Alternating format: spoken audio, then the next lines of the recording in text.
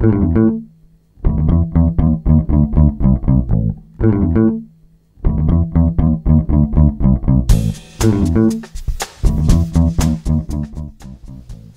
hope you're not disturbed by all the sound of the fans going around me. It's sweltering here again in Chicago. Welcome back to Rob's Feed today. This is episode number 74, and I'm Rob Schendel. We had one nice week. Last week was a great week. It was temperatures moderate 70s, very low humidity. All weekend it was good. Now it's back to just same old shit, and I can't do crap when it's that bad. All I want to do is hibernate, drink water, hibernate some more, play on the internet, and guess what? My wonderful internet service went down. Came back after a bit, but and you got to expect that. It's new technology. Things go awry. There's all these towers all over the place that support the signal, and the tower that supports my signal had a problem today. It only lasted for 2.5 hours, but it was not the day I needed to be without the internet. So here I am without the internet, and there's no my television's all through the internet. What can I do? Well, I had one errand I needed to do today, so I prepared that. Remember I said that Clear Wireless sent me a new modem? That was because they expected me to spend the old one back. And they even sent me, in a separate package, so it came a few days later, these self-adhesive, self-addressed labels, postage paid, actually it's to UPS. But I don't have an account with UPS to have them just stop by every day. So I knew I'd have to take it to the UPS store. No problem with that, except that I have to do it. And I have to package it up and do all that neat shit. And I no longer have the box that it came in. But I did it. It was fine. I got enough shit around this apartment that I found the box that fit perfectly and did just exactly that. But I wasn't in a mood yet to get going there. The UPS store is open until 7 p.m. And I'm talking about 11:30 in the morning. Well, I started to clean. I don't clean very much, but I started to. And actually, I'm trying to clear out this corner over here because in the very near future, you're going to be seeing a different backdrop. And right now, I look like a ghost here. If I didn't have my hands up, you just see this, and it's like some ghost talking to you or something. That will be different when I change the studio around to accommodate the new monitors and the new computers and all that stuff. I'm doing this all piecemeal, but I got enough stuff, and I got a flat table and desk that's good over there now. Just move it over there, but get all the shit that's there first out of the way, wash the floors and the walls behind it, and then I have a backdrop I'm thinking of using. I'm also thinking of acquiring green screen behind me so that I can make fall images, like maybe Mount Rushmore will be behind me, or the Eiffel Tower, or maybe the Washington Monument. I can play Glenn Beck, and I can say that I've got 800,000 people in front of me when I actually only have 87,000 people or less. Now, how's that for a segue? Glenn Beck. His what do you call it? Restore Dignity, Restore America rally. He thinks it's going to be as big of an impact as Dr. Martin Luther King. He even schedules it for the same day, same place as the great Dr. Martin Luther King's I Have a Dream speech. 15 years ago, the Million Man March got 800,000 people in the same location. When Glenn Beck claims he had 700,000 people. I guess CBS News estimated 78,000. Glenn Beck is such a fucking liar.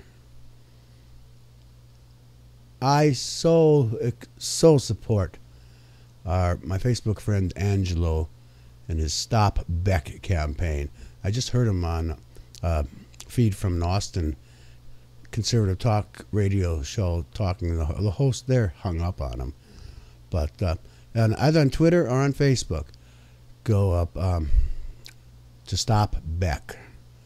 And actually go to stopbeck.com and see what this idiot's all about if you don't already know for yourself. I know I sound like I'm jealous. Well, you know what? I am jealous, as I'm not doing a whole lot different. What I do here is not that much different than what Glenn Beck does on his program, except I don't cry. I don't have the resources of the Fox blank channel behind me. I'm not paid $1 million some a year. I can't even buy a little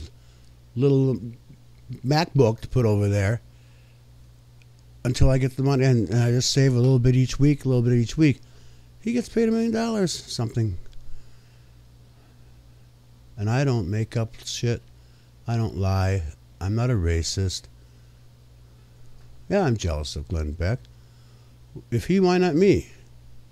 Because I do pretty well the same thing he does. Except that I'm fair and honest. And liberal. So it was about 11:30 when the internet went out this morning, and I called, and then I putzed around and cleaned and sorted some more, and pretty well actually procrastinated going to the UPS store with that package. But after that length of time, I decided, well, I'm going to give a follow-up call, find out, when do you think this is going to be back on? And here I am. I've done this. You have to go through all these 20 questions before they'll talk to you. Like, what's the daytime phone number associated with your account? Who am I speaking to? What city were you born in? And all this bullshit. And then she said, well, then how can I help you today? And just at that point, the modem's right in front of me. I could see all the lights became stable, and I had a signal. So I wasted a call, and I wasted her time and my own. But then once the internet was back on, I had to catch up on what I had been missing for the last 3.5 hours, which meant a ton of email, and it meant this Twitter feed and this Facebook listing and all this stuff on eBay that I was trying to tend to. So, but I did make it to the UPS store. As I said, I made there about 6 o'clock. They closed at 7. And what a young man, a professional, good-looking young man, with the neatest damn mohawk haircut. Mine's pretty well, you got to maintain this thing. But his was shaped real short, and then it spiked up like a, I don't know what. It looked so hot. And he was a mixed race young man, and he looked just terrific. And he was smart. Maybe that was the most appealing thing about him. I like smart people.